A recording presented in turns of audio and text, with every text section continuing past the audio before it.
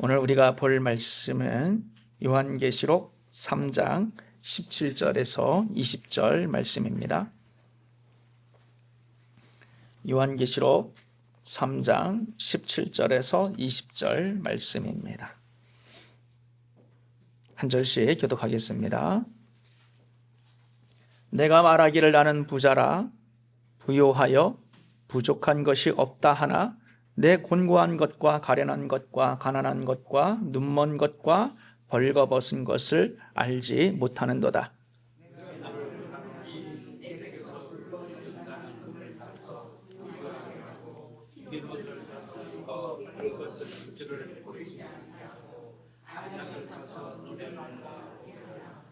물은 내가 사랑하는 자를 책망하여 징계하노니 그러므로 내가 열심을 내라 회개하라. 볼지어다 내가 문 밖에 서서 두드리노니 누구든지 내 음성을 듣고 문을 열면 내가 그에게로 들어가 그와 더불어 먹고 그는 나와 더불어 먹으리라. 아멘. 본문의 말씀을 통하여서 불타오르라 세 번째 시간으로 주님께 문을 열라라고 하는 제목으로 말씀을 나누겠습니다. 우리 지난 시간에 본 말씀에서는 내가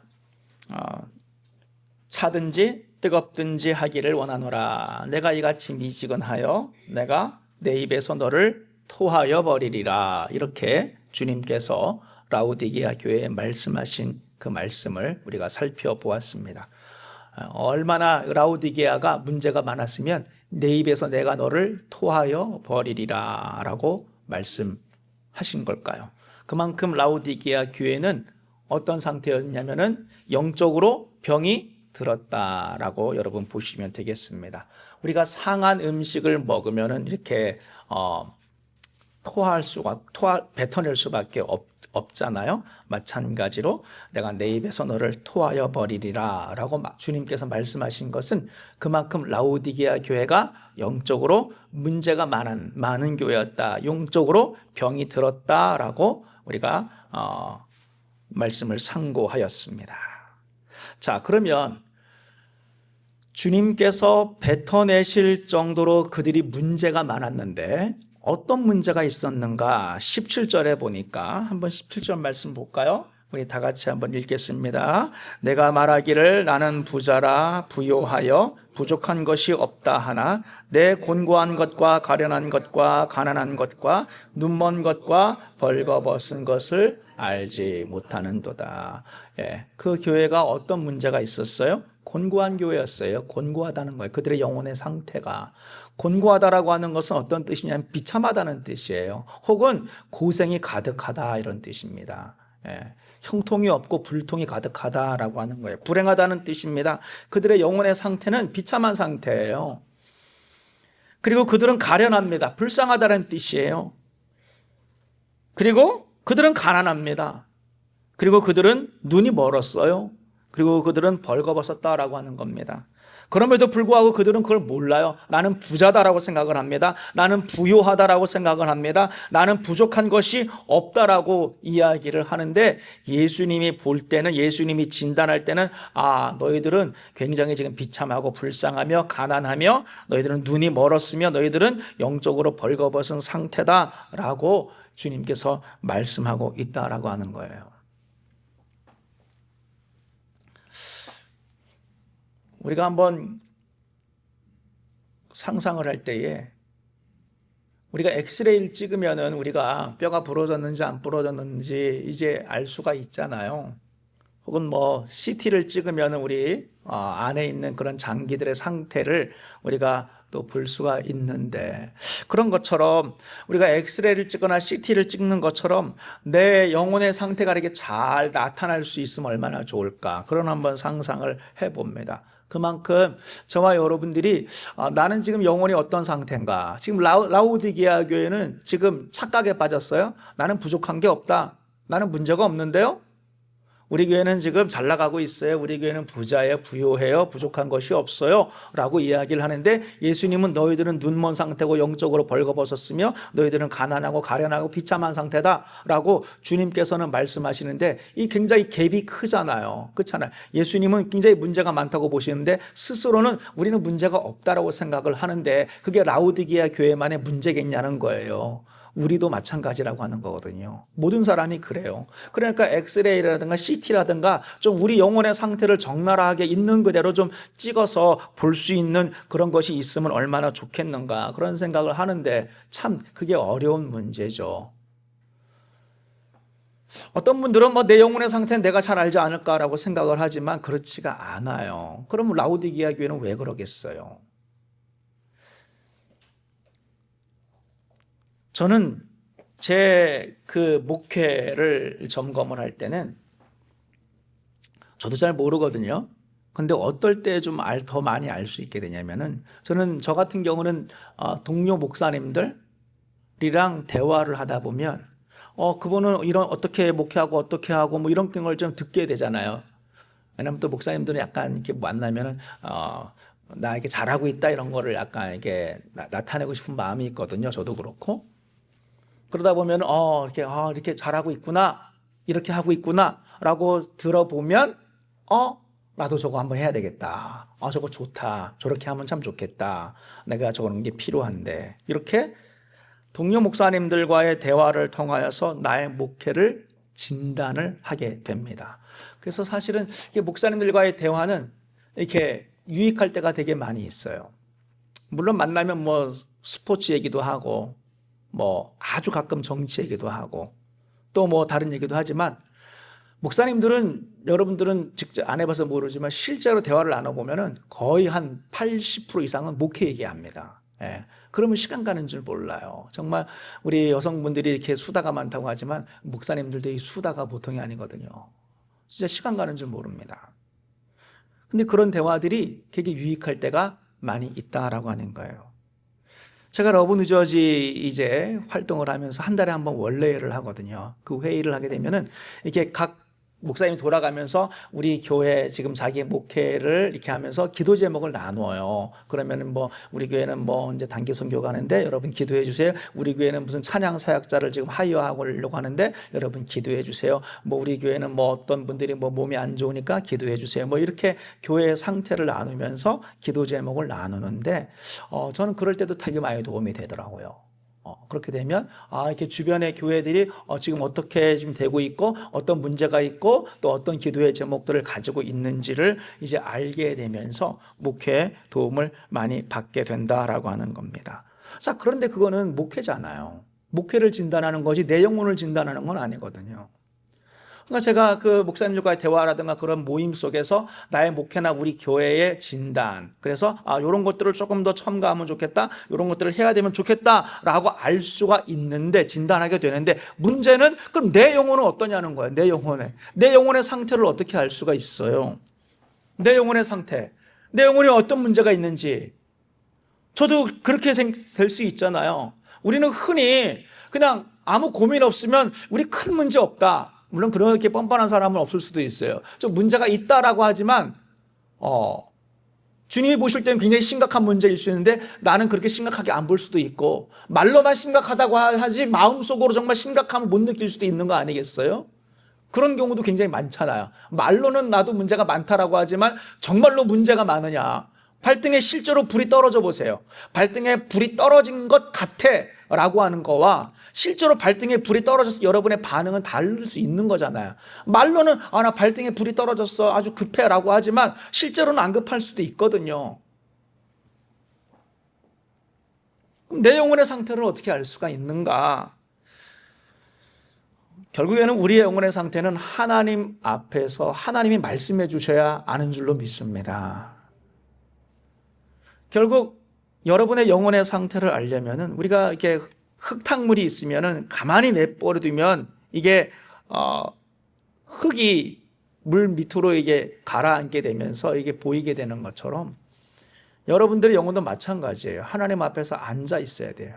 하나님 앞에 내 영혼이 잠잠히, 내 영혼이 잠잠히 하나님 앞에 앉아 있을 때, 내 영혼이 잠잠히 하나님의 얼굴을 구하며 주님 앞에 나아갈 때 하나님의 세미한 음성이 들리기를 시작하고 하나님의 시선으로 나를 바라보게 되며 하나님이 나의 영혼에 마치 말씀하시는 것과 같이 느껴지는, 그래서 정말 하나님께서 이렇게 아주 부드러운 음성으로, 인격적인 음성으로 나에게 토닥토닥, 때로는 조금 더 무겁게 나에게 훈계하듯이 말씀하실 수도 있는 그런 어떤, 여러분의 영혼의 상태를 아는 가장 좋은 방법은 여러분들이 내 영혼이 잠잠히 주님 앞에 나아가 하나님의 얼굴을 바라보는 그 시간이 없으면 궁극적으로 우리의 영혼의 상태를 알 수 있는 방법은 없다.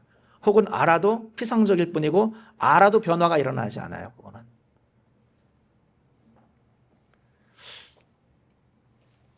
저는 사람은 우리가 인생을 살다 보면 깨닫게 되는 게 뭐냐면 사람은 다 비슷하다 이런 걸 깨닫지 않습니까? 저는 그거 맞는 것 같아요. 사람은 거의 비슷하다고 봐요. 왜냐하면 같은 사람이니까. 영혼의 문제도 저는 맞다고 보거든요. 저 같은 경우는 하나님 앞에 이렇게 내 영혼이 잠잠히 이렇게 하나님 앞에 앉아 있을 때 내 영혼의 상태가 깨달아질 때가 있어요.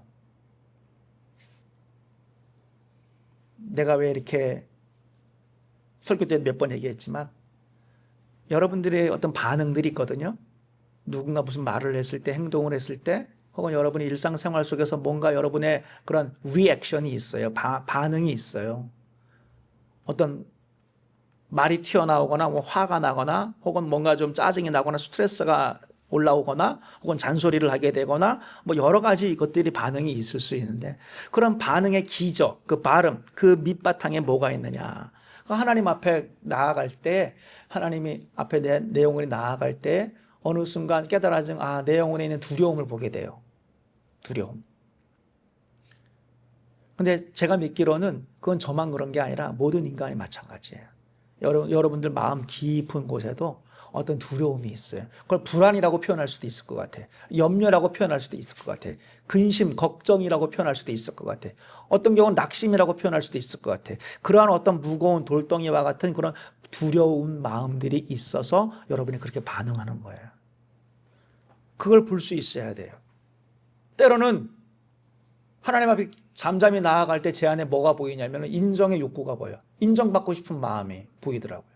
하나님이 그걸 지적을 해줘요. 인정받고 싶은 마음. 그냥 하나님 앞에서 인정받으면 되는데 사람들의 인정을 받고 싶은 마음.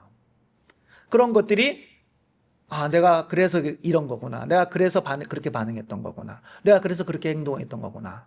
그런 것들이 보이기 시작하죠. 때로는 하나님이 어떨 때는 이렇게 말씀하세요. 나를 안 믿는구나. 이렇게 말씀하실 때도 있어요. 나는 하나님을 믿는 줄 알았는데 내 안에 하나님을 향한 믿음, 신뢰가 부족했다라는 것을 깨닫게 되죠. 그러니까 궁극적으로는 하나님을 신뢰하지 않았기 때문에 그렇게 반응한 거예요. 궁극적으로는 정말 하나님을 믿고 하나님을 신뢰해야 되는데 그런 하나님을 신뢰하는 마음이 부족했기 때문에 제가 그렇게 반응했던 거예요. 어떨 때는 내 마음이 깊은 곳에 사랑받고 싶은 마음이 느껴질 때도 있어요. 그건 외로움으로 나타나기도 하죠. 어떨 때는. 그게 제가 50대래 가지고 갱년기에 들어 가지고 그래서 꼭 그런 건 아니고 모든 인간의 마음 속에는 이러한 마음들이 밑바탕에 있는데 이런 것들을 심리학적으로 접근하자는 게 아니라 저와 여러분들이 내 영혼이 잠잠히 하나님 앞에 나아갔을 때 하나님께서 여러분의 영혼의 상태를 말씀해 주신다. 그럴 때 내 영혼이 막 분주한 가운데 있고 때로는 내 삶에 여러 가지 신나는 일들도 많이 있을 수 있고 내 삶이 때로는 어떻게 뭐라 그럴까요? 모든 일들이 그냥 술술 잘 풀릴 때도 있고 그렇지만 여러분의 영혼의 상태는 다를 수 있거든요. 그럴 때 의외로 하나님께서 여러분의 영혼에 비어있는 상태, 여러분의 영혼이 실제로는 얼마나 곤고한지, 여러분이 얼마나 이렇게 뭔가 불안한 마음에, 두려운 마음에, 뭔가 이렇게 쫓아가면서 쫓기는 마음에 뭔가 이렇게 열심히 살아가고 있는 건지 하나님께서 보여주시는 내 영혼의 그 상태를 우리가 알게 해주실 때가 많다. 오늘 라오디게아 교회는 그런 자기들의 영혼의 상태를 잘 몰랐던 거예요. 그러니까 아무 문제가 없다. 우리는 부요해, 우리는 부자야, 우리는 부족한 게 없어. 그렇게 이야기를 했다라고 하는 거예요. 저는 가끔 제 아내와 이야기할 때 저의 문제를 발견할 때가 많이 있고, 저는 우리 두 딸과 이야기할 때 되게 도움을 많이 받아요. 두 딸과 제 안에 있는 깊은 것을 이렇게 이야기를 하고 솔직하게 꺼내놓을 때에 도움을 받을 때가 많이 있어요. 그러면 내 영혼의 상태가 보이기 시작하죠. 저는 가장 친하게 지내는 친구 목사님 한 명이 있어요. 그러니까 여러 명이 있지만 가장 친한 분이 한 분 있어요. 그분이랑은 만나면은 나의 고민, 나의 부족함, 내가 요즘 어렵다고 하는 부분들을 이렇게 많이 나누고 그분도 그렇게 나눠요. 그럼 그게 굉장히 도움이 많이 되고, 그 속에서 다시 한번 내 영혼의 상태, 내가 어떻게 해야 될 것인지를 다시 한번 깨닫게 된다라고 하는 겁니다. 제가 굳이 저의 그런 이야기를 한 것은 여러분들도 이러한 비슷한, 사람은 다 비슷하기 때문에 여러분들도 분명히 여러분의 영혼의 상태를 알아야 될 줄로 믿습니다. 여러분의 영혼의 상태를 여러분 스스로 하나님 앞에서 진단을 받아야 되는 거예요. 의외로 여러분들은 별 문제가 없다라고 생각할 수 있어도, 그러나 하나님 앞에 깊이 나아갔을 때 여러분이 근본적으로 무엇이 문제인지를 주님께서 가르쳐 주시는 그런 순간들이 여러분에게도 많으면 좋겠다. 바라기는 이러한 은혜가 여러분들 가운데 있기를 주님의 이름으로 축원드립니다. 자, 라오디게아 교회로 다시 돌아오면, 자, 예수님께서는 내가 너를 뱉어내리라 라고 말씀하실 정도로 문제가 많았는데 그 교회는 정작 그 문제가 없다라고 딱 잡아댔습니다. 그 사람들이 거짓말한 게 아니라 실제로 그렇게 생각을 했다라고 하는 거예요. 우리는 문제가 없어요. 우리는 부족한 게 없다라고 이야기를 했습니다. 17절 말씀 볼까요? 맨 앞에 뭐라 그럽니까? 내가 말하기를, 이거예요. 내가 말하기를. You say I am rich. 영어로 나오잖아요. 그렇죠? 내가 말하기를. 다시 말하면 이건 뭐냐면은 너는 스스로 생각하기를, 이런 뜻이에요. 너는 스스로 생각하기를 나는 부자다, 나는 부요하다, 나는 부족한 것이 없다, 내가 뭐 어때서, 이런 뜻이에요. 옛날에 예수님 시대 때 바리새인들, 서기관들이 이런 거 많이 했거든요.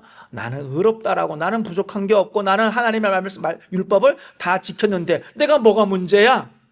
라고 스스로 생각을 했었는데 라오디게아 교회도 바로 그렇게 너는 생각하기를, 내가 말하기를 그렇게 스스로 생각을 했다라고 하는 겁니다. 그건 다르게 말하면 자기 의의를 가지고 있었다, 혹은 자기 충족, 나는 부족한 게 없어요 라고 그렇게 생각을 했다라고 하는 건데, 주님의 생각은 달랐죠. 주님의 시각과 주님의 판단과 주님의 진단은 정반대였다라고 하는 겁니다. 성경에는 그런 게 굉장히 많이 있어요. 사람들은 예수님 시대 때도 어떤 사람들은 자기 스스로도 그렇고 주변에 있는 사람들도 저 사람은 큰 자야 라고 생각을 했어요. 근데 예수님이 뭐라 그랬어요? 큰 자는 오히려 작은 자다. 하나님 보시기엔 오히려 작은 자라는 거예요. 야, 너는 작은 자야, 너는 낮은 자야. 그러니까 저리가 있어. 특별히 이제 어린아이 같은 아이들, 혹은 뭐 좀 별 볼 일 없는 사람들. 그런데 예수님께서 뭐라 그랬어요? 오히려 작은 자가 하나님 나라에서는 큰 자로 평가를 받는다. 그건 다시 말하면 하나님이 보시는 관점은 섬기고 발 닦는 사람이 작은 자가 아니라, 낮은 자가 아니라, 종된 사람이 낮은 자요, 작은 자가 아니라 오히려 하나님이 보실 때는 큰 자요, 높은 자다라고 하는 것이 하나님의 시각이었다라고 하는 거예요. 그러니까 성경은 이렇게 하나님은 항상 정반대로 이야기를 하세요. 라오디게아 교회를 향하여서 말씀하신 것처럼 나는 부자다, 나는 부유하다, 나는 부족한 것이 없다라고 생각을 하는데 오히려 하나님의 판단은 너는 가난하고 너는 비참하고 너는 가련하며 너는 헐벗었으며 너는 여러 가지 문제가 있다라고 주님께서는 말씀하고 있다라고 하는 거예요. 우리는 이 부분을 주의 깊게 바라봐야 됩니다. 까딱하면 우리도 인생을 다 살았는데 그래서 나는 이제 이 정도면 그래도 잘 살았어 라고 생각할 수 있는데 하나님이 보실 때는 잘못 살았어 라고 이야기할 수 있다라고 하는 거예요. 저는 가끔 한국에 갔을 때에 주일날이 오면 예배를 드리는데 좀 작은 교회 가기는 저도 좀 꺼려지더라고요. 왜냐면은 작은 교회 가면 이렇게 티가 나잖아요. 내가 새로 온 사람이라고 하는 게. 그러니까 괜히 또 이렇게 실망을 주고 싶지도 않고 또 이렇게 좀 익명으로 예배를 드리고 싶은 마음도 있어서 그냥 큰 교회를 가게 돼요. 저도. 그러면 주일날 되면 이제 큰 교회를 가게 되면 뭐 10,000명, 뭐 몇천 명 이런 그런 큰 교회 가서 앉아 있으면 그냥 편하게 예배를 드릴 수 있으니까 보통 그렇게 하게 되거든요. 그러면 이제 큰 교회를 가게 되면 뭐 특별히 한국교회, 이민교회 있다가 한국교회 가면 뭐 예배당이 뭐 하늘과 땅 차이 아닙니까? 그렇잖아요. 뭐 이 정도의 예배당은 한국교회는 없어요. 알잖아요. 가면은 뭐 엄청나게 뭐 화면서부터 찬양팀, 악기, 전 가면 그런 것만 봐. 저 스피커 너무 좋다. 저 악기, 저 스크린, 너무 좋다. 이 인테리어 막 너무 좋다 막. 그러면 안 되는데 그게 눈에 들어오는 걸 어떡하겠어요. 근데 막상 예배를 시작을 하게 되면은 저는 오히려 미국 생각이 나더라고요. 왠지 예배가 낯설고 이게 뭔지 예배가 깊이가 없어요. 물론 그렇다고 해서 뭐 우리 교회가 꼭 깊다는 말씀을 드리지 않은 것은 아니지만 왠지 모든 것들이 풍요롭고 모든 것들이 화려하지만 뭔가 그 안에서 뭔가 이렇게 예배가 뭔가 이렇게 형식이랑 이런 모든 것들은 잘 갖춰졌지만 그렇지만 물론 뭐 제가 그냥 첫날 방문 잘해서 그런 걸 수 있는데 이건 그냥 주관적인 느낌일 수 있어요. 그렇지만 뭐 어쩌면 다 느낌은 다 주관적인 거니까 제 느낌상으로는 뭔가 이렇게 예배가 뭔가 이렇게 좀 거시기하다. 표현이 딱 마땅한 게 없네요. 근데 그런 거 여러분 많이 느껴보지 않았나요? 모든 것들이 다 갖춰지고 뭐 대단한데 막상 그 안에서 오히려 뭔가 10명, 20명 혹은 어떤 작은 모임에 참석을 했지만 훨씬 더 그 안에서 진실함과 뭔가 그 안에서 훨씬 더 하나님의 이 은혜와 임재를 더 느꼈던 체험이 오히려 더 거기에 있었다고 하는 거. 그런 거 여러분 다 갖고 있잖아요. 제가 한 10몇 년 전에 어떤 그 멕시코의 선교지를 방문을 했을 때 저도 그런 거 많이 느꼈어요. 선교지니까 다 그런 건 아니지만 어떤 그 선교지도 좀 이렇게 가난하고 못 사는 사람들이 있는 그런 선교지였어요. 선교지가 흔히 그렇듯이 아이들도 뭐 진짜 바글바글 그렇잖아요. 뭐 여름 성경 썸머 바이블 스쿨 한다니까 뭐 동네에서 뭐 진짜 뭐 100명이 넘는 아이들이 막 몰려오고 막 몰려와서는 막 찬양하고 막 댄스하고 신나게 막 하고. 그런데 부모님들이 대체 이제 여성들이 자기들 아이들 데리고 와서 뒤에서 같이 막 하고 이런 걸 보면서 이런 것들이 우리 미국의 교회에도 있었으면 좋겠다. 이런 모습들이 이런 정말 하나님 앞에서 같이 많은 동네 사람들이 다 모여가지고 같이 예배하고 찬양하고 이런 모임들이 왜 우리 내가 사는 뉴저지에는 없을까? 그런 것을 보면 우리는 부요하고 부자며 훨씬 더 갖춰져 있는 교회고 또 우리보다 더 상대적으로 한국교회는 더 그렇잖아요. 근데 한국교회 동네에서 다 모이세요. 누가 모여요? 아이들이 막 이렇게 열렬하게 다 내려놓고 순수하게 하나님을 찬양하는 아이들이 어디 있어요? 다 학원 가기 바쁘지. 그런 걸 보면서 어떨 때는 이렇게 망치로 탁 때리는 듯한. 근데 그게 오래는 안 가요. 다시 오면 살다 보면 잊혀지는데 근데 그때 그게 사실 진짜거든요. 망치로 한 대 때리는 거예요. 하나님의 음성이 어느 게 진짜인지. 정말로 하나님을 믿는다는 그 신앙에 있어서 뭐가 정말로 필요한 것인지 알죠. 본능적으로 알아요. 아, 나도 라오디게아 교회구나 라고 하는 것을, 아, 우리 어쩌면 미국에 있는 뉴저지에 있는, 그때는 당시에는 허드슨 교회가 아니었으니까 저는, 아, 우리도 어쩌면 라오디게아 교회구나. 근데 이건 저만 느끼는 게 아니에요. 선교를 가는 모든 사람들이 아마 여러분도 똑같이 가시면 느낄 수가 있어요. 아, 우리가 그 미국에서 부족함이 없는 곳에서 신앙생활하는 나의 모습이 보여지는 거예요. 제가 마치 목사님들과 대화 속에서 나의 목회를 갖다가 간접적으로 바라보는 것처럼 여러분들도 거기에 가면 여러분의 영혼의 상태가 아마 상대적으로 느껴지는, 아, 내가 하나님 앞에서 어쩌면 미지근한 물 아니었나? 하나님이, 나는 그렇게까지 생각 안 했는데 하나님이 내가 너를 뱉어내리라?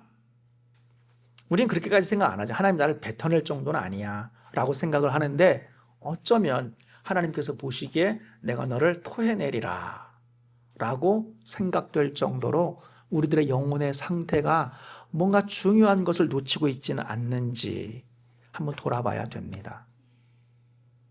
저도 이제 담임 목회를 37살 때부터 했으니까 꽤 많이 했어요. 그 목회 경력이 쌓이면 이게 경력이라고 하는 게 참 우스워서 참 이게 경험이 쌓이는 거거든요. 경력이 왜 경력이겠어요? 회사가 왜 경력자를 뽑겠어요? 경력이 무시 못하는 그런 경험이 쌓이기 때문에 그런 거거든요. 목회도 마찬가지예요. 하다 보면 경력이 쌓여요. 경험이 쌓입니다. 지식이 많아져요. 노련해집니다. 근데 어느 순간 목회를 돌아보면, 제가 20대 때, 전도사 때, 혹은 20대 말에 29살에 미국에 왔으니까 캘리포니아에서 큰 교회에서 부사역자로 있을 때 여러 가지 인생의 그런 순간순간 과거를 떠올려 보면 그때에 비하면 저는 훨씬 더 익스피리언스, 경험이 많이 있죠. 노련하고 스킬이 늘었어요. 기술도 늘었어요. 훨씬 더 어떤 경력이 쌓였어요. 근데 돌아보면 나는 그래서 경력이 쌓여서 나는 지금 더 훌륭한 목사가 됐는가? 나는 그래서 경력이 쌓여서 나는 하나님 앞에 더 칭찬 듣는 사역자가 됐는가? 그건 아니더라고요. 하나님은 경력 갖고 판단하지 않더라고요. 하나님은 경력 갖고 나를 판단하는 게 아니에요. 우리 흔히 그러잖아요. 초심으로 돌아가자. 그 초심이라고 하는 게 어떻게 보면은 서툼이에요.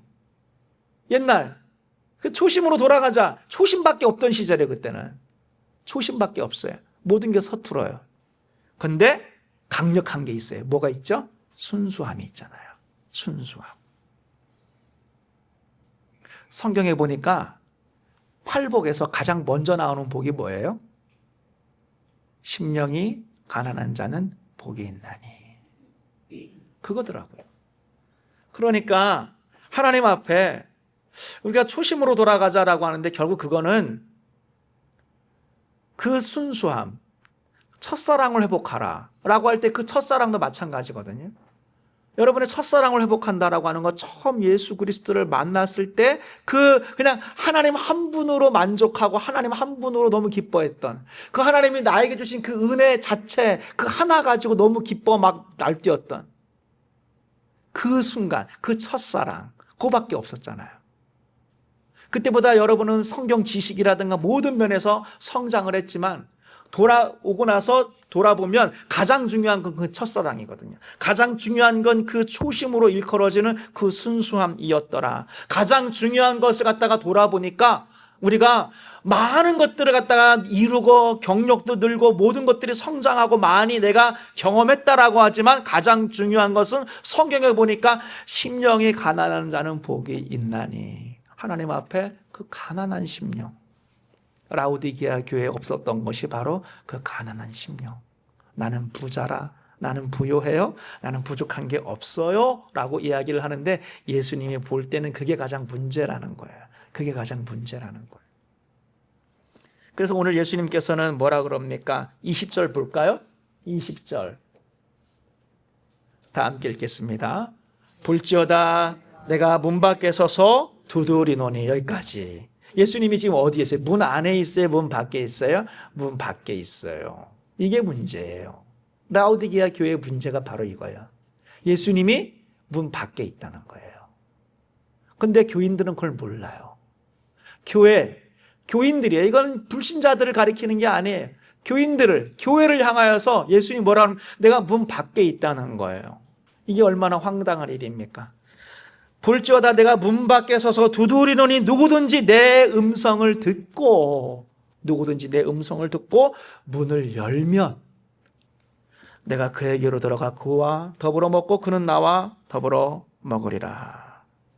저는 여러분들이 다 좋은데, 여러분들이 신앙연수도 너무나 훌륭한데, 그러나 가장 중요한 것, 그 초심, 그 첫사랑, 그 심령이 가난한 자는 복이 있나니. 그 심령이 가난하다고 하는 것은 나는 주님이 필요합니다, 나는 주님밖에 없어요 라고 하는 그 가난한 심령, 문 밖에 세워두지 않는, 여러분이 많은 것을 이뤘지만 정작 예수님이 문 밖에 서서 두드리는 그 상태, 그 영혼의 상태가 여러분의 영혼의 상태는 아니기를 주님의 이름으로 축원드립니다. 혹시나 여러분들 중에 주님께서 문 밖에 서서 두드리신다면 그 음성을 들으시는 여러분이 되길 주의 이름으로 축원드립니다. 그 음성을 들으신다면 문을 여시는 여러분이 되기를 주님의 이름으로 축원드립니다. 그럴 때 다른 건 없어요. 우리의 신앙의 가장 꼭대기에 있는 가장 소중한 가치는 무엇입니까? 그거는 주님이에요. 주님 그분입니다. 하나님과 동행하는 삶, 하나님과 함께 걸어가는 삶. 내가 그에게로 들어가 그와 더불어 먹고 그는 나와 더불어 먹으리라. 인생 뭐 별거 있습니까? 주님과 함께 먹고 살아가는 삶, 그게 가장 중요한 가치이자 최고의 가치인데 라오디게아 교회는 그걸 몰랐다라고 하는 건데, 바라기는 저와 여러분들 안에도 우리가 신앙생활이 뭐예요? 간단한 거예요. 하나님과 함께 걸어가고 하나님과 함께 동행하고, 그리고 나는 하나님 한 분이면 됩니다. 나는 하나님 한 분이 너무 그립고 나는 하나님 한 분이 제일 좋아요. 그 가난한 심령, 그 초심, 그 첫사랑을 회복하시는 저와 여러분들이 되시기를 주님의 이름으로 축원드립니다. 기도하겠습니다.